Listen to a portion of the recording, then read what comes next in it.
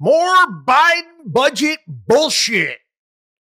This morning I'm working out, and I got CNBC on in the background, and they have some, I don't remember, congressman from somewhere, Democrat, talk about the Biden budget. Hey, it's a good step. It's a good step in the right direction. And Becky Quick points out ridiculous government spending, $10 billion for this, for that.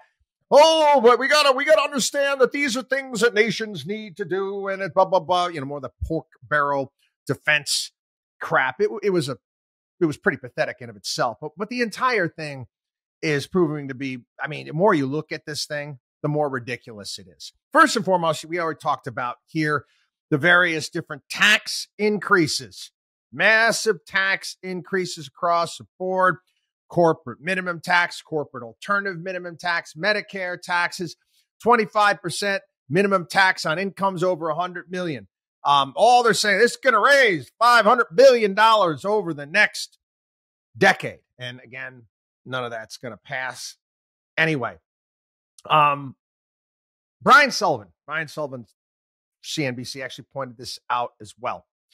Even with all of the tax increases that Biden is calling for, all of the tax increases Biden is calling for, our budget deficit is still going to grow by $16 trillion over the next 10 years.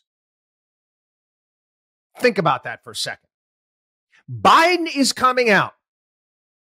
These donkey a-holes are coming out, and they're telling you that his budget is going to reduce the deficit by $3 trillion. That is total bullshit.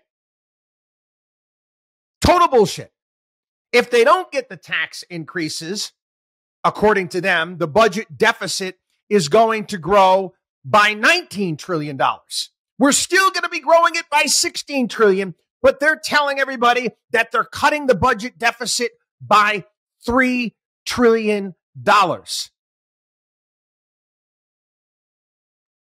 Lying, liars.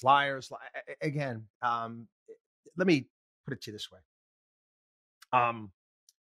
We've added 60% to the national debt since 2018. 60% to the national debt since 2018. Germany, a country that has got a much worse financial situation than we have, added 32%. So, again, more inflation, folks. The only way out of this, okay, because again, I'm going after Biden right now, but hey, Trump loves to borrow money. Trump spent, and it wasn't just COVID, okay, to all you MAGA people out there. Bush spent. Obama spent. And we go on and on and on. And nobody wants to deal with the problems of entitlements by any stretch of the imagination. Can't talk about it, can't touch it. Okay? The only way out of this situation is to print a shit ton of money. Then what happens when you print a shit ton of money? Guess what? The value of your money goes down and makes everything more expensive. Bring! That's why we have inflation.